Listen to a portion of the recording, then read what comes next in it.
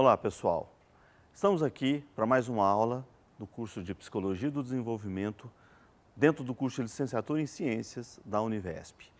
Nessa aula, a gente vai tratar do tema de compreendendo o sujeito psicológico. Essa é uma discussão importante, porque geralmente quando a gente lê livros e estuda sobre a criança dentro mesmo assistindo filmes, lendo livros, ouvindo professores, geralmente a gente ouve essas pessoas falando do que a gente chama de um sujeito ideal.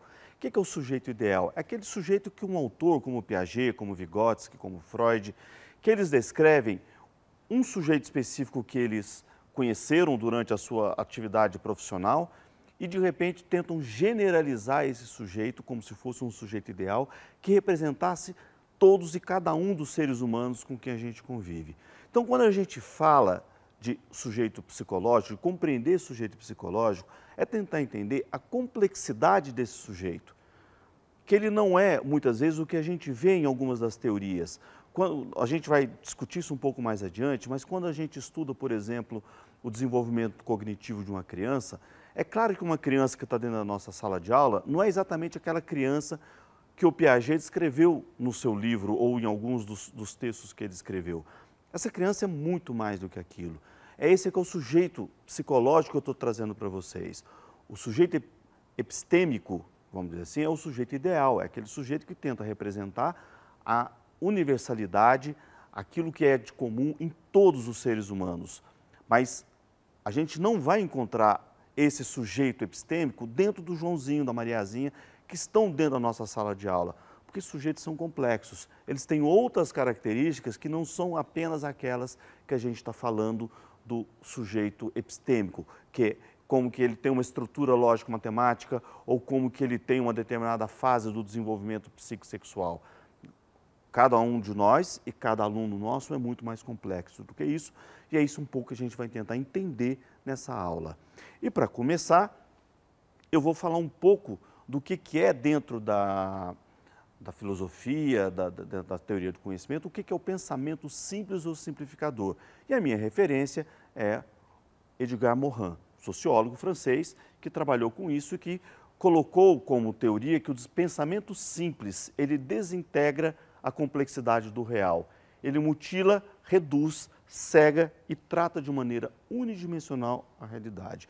A gente vai ver nos exemplos a seguir que essa é uma tendência normal em algumas teorias, ou na grande maioria dos autores, que é exatamente pegar o todo e fazer a redução para uma parte. É isso que ele fala de mutilar. Quando eu tento analisar uma criança que não aprende apenas olhando o aspecto cognitivo, se ela tem uma determinada estrutura ou não, essa é uma forma de mutilar essa criança. Porque essa criança não é só uma estrutura mental que aprende a escrever, a ler, por exemplo. Ela é muito mais do que isso.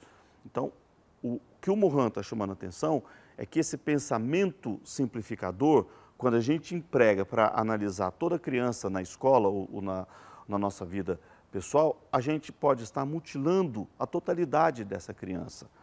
E, na mesma dimensão, a gente faz isso através de 3 tipos de princípios: da disjunção, redução e abstração.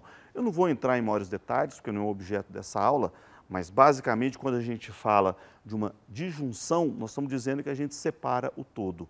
A gente vai ver isso daqui a pouco em alguns slides, onde essa separação é da mesma forma com que a gente separa as disciplinas. A gente pega a água, estuda no momento como biologia, essa mesma água é estudada como química, daqui a pouco essa água ela produz cultura. A gente também, quando estuda o ser humano, a gente também faz essa separação. A medicina, por exemplo, ela separa, esse é o sentido de disjunção, ela separa, por exemplo, as diversas partes do corpo e você cria especialidades na medicina que vão estudar o joelho, o fígado, o cérebro, etc. E na sala de aula a gente separa a parte cognitiva, a parte afetiva, o corpo, a parte biológica e a parte sociocultural das crianças. Isso é feito através de uma disjunção, de uma separação do todo em partes. Da mesma forma, a redução, como os exemplos que eu dei agora há pouco, é quando a gente tenta reduzir essa parte ao todo. É quando, analisando, por exemplo, uma disjunção, por exemplo, a questão da cognitiva, a gente infere que aquela criança é a parte cognitiva.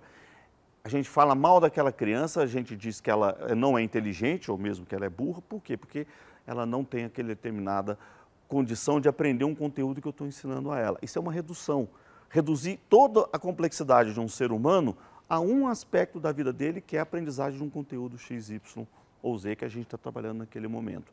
E, ao mesmo tempo, a abstração é outra característica, que é quando a gente procura estabelecer modelos abstratos para explicar coisas concretas no sujeito de carne e osso, que eu brinco que é o sujeito psicológico. Somos nós aqui, cada um de nós aqui, e a gente passa a criar, por exemplo, estereótipos sobre determinados sujeitos, que é uma abstração, sobre uma pessoa de carne e osso com quem a gente convive no dia a dia.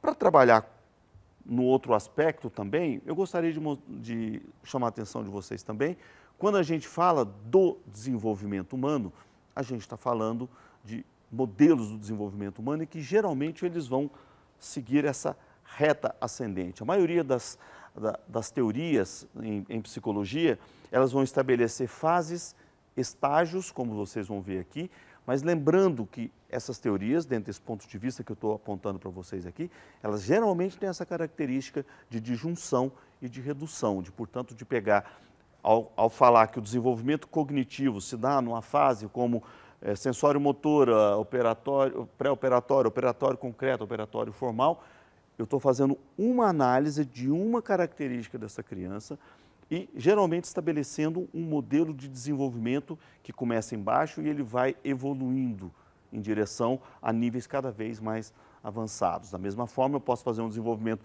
psicossexual, psicoafetivo e falar de uma fase oral, de uma fase anal e assim por diante. Esse é um modelo que geralmente se utiliza na psicologia do desenvolvimento, mas quero chamar a atenção para vocês para a gente tomar cuidado quando isso é aplicado de forma reducionista ou de forma de separar ou isolar as partes dentro da complexidade que é cada ser humano e cada aluno com quem a gente interage na nossa sala de aula.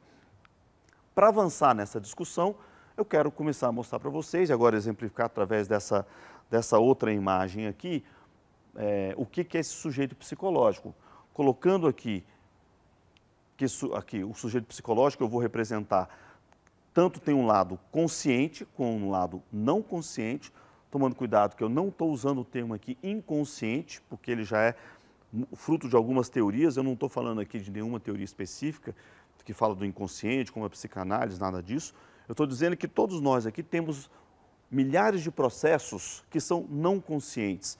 O nosso próprio organismo está sofrendo, ele está realizando uma série de reações metabólicas aqui, por exemplo, que a gente não tem consciência dela. As nossas células estão se dividindo, está acontecendo um determinado síntese de uma proteína, etc. Tudo isso no nível não consciente. Então, não estou falando do inconsciente psicológico aqui nesse caso. Estou falando que todos os nossos modelos, todas as nossas dimensões, elas possuem uma dimensão não consciente que interage o tempo todo com a nossa parte consciente, que é essa com que a gente hoje fala, com que a gente interage com as pessoas normalmente. E, ao mesmo tempo, a gente precisa lembrar que nessa interação, não se esqueça quando a gente falou de teorias interacionistas, né? A gente está falando que é sempre uma interação entre o sujeito psicológico e o quê? E um meio, e um objeto de conhecimento, um meio que é sempre composto de coisas físicas, de pessoas e de cultura. Então, essa representação que eu uso, a primeira vez que eu vi um modelo semelhante aqui, esse aqui foi um psicólogo francês, o Jean-Marie Dolle, mas que hoje eu desenvolvi isso em vários outros sentidos, mas exatamente ele procura mostrar essa interação entre o sujeito e o meio, que portanto é composto de coisas, objetos, pessoas e também de uma cultura. E fazendo dentro daquele modelo de redução e de disjunção que a gente estava explicando, é como se eu fosse trabalhar aqui agora com o desenvolvimento cognitivo. E aqui eu vou fazer uma análise dessa criança sobre o desenvolvimento cognitivo, como fez o próprio Piaget. Então, ele vai analisar como que essa criança começa, desde o nascimento, a construir conhecimentos, e ele vai, portanto, numa primeira fase sensório-motora, depois numa fase pré-operatória, ele vai descrevendo cada um dos processos com que essa criança desenvolve na construção das estruturas lógico-matemáticas dela. Portanto, essa é uma parte desse sujeito, é a parte do sujeito cognitivo. Se eu for ler um outro autor, posso estar pensando aqui exatamente no Freud, em algumas teorias psicanalíticas, ou mesmo outras teorias que vão analisar a questão do desenvolvimento afetivo, nós vamos ver que esse sujeito psicológico, muitas vezes, essas teorias vão analisar apenas a dimensão afetiva dele, como que ele se desenvolve do ponto de vista afetivo desde o nascimento até a vida adulta ou até a sua morte, durante a velhice, em todo momento. Então, essas teorias, muitas vezes, nós vamos ver vários autores no campo da psicologia que vão fazer a descrição do desenvolvimento afetivo, como que geralmente uma criança de 1 ano de idade se relaciona com o mundo à sua volta. Depois, quando ela tem 4, 5 anos de idade, ela se relaciona com o mundo, com a família, já com a escola. Nós estamos de novo aqui vendo como que esse é o sujeito epistêmico que a gente estava falando, é o sujeito ideal que a gente está falando. Ele, portanto, ele é recortado em uma parte somente na sua dimensão afetiva quando a gente faz esse tipo de estudo ou lê esse tipo de autor. O que eu estou querendo com isso é chamar a atenção para o perigo que a gente corre ao fazer leituras parciais da totalidade que é cada um dos seres humanos. Uma outra dimensão que todos nós possuímos aqui é uma dimensão sociocultural. Além da gente interagir com o meio sociocultural, a gente também tem dentro da gente uma cultura, a partir do local onde a gente nasce. Aquilo que a gente já compreendeu dentro com a nossa família, com a escola, com a língua, com o país onde a gente nasceu, toda essa interação ela vai incorporando dentro da nossa vida, consciente e não consciente, elementos dessa cultura. Por exemplo, a própria língua portuguesa que eu falo.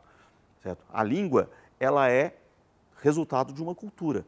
Portanto, tudo aquilo que eu aprendo, ele está impregnado, eu tenho conteúdos conscientes e não conscientes dessa língua.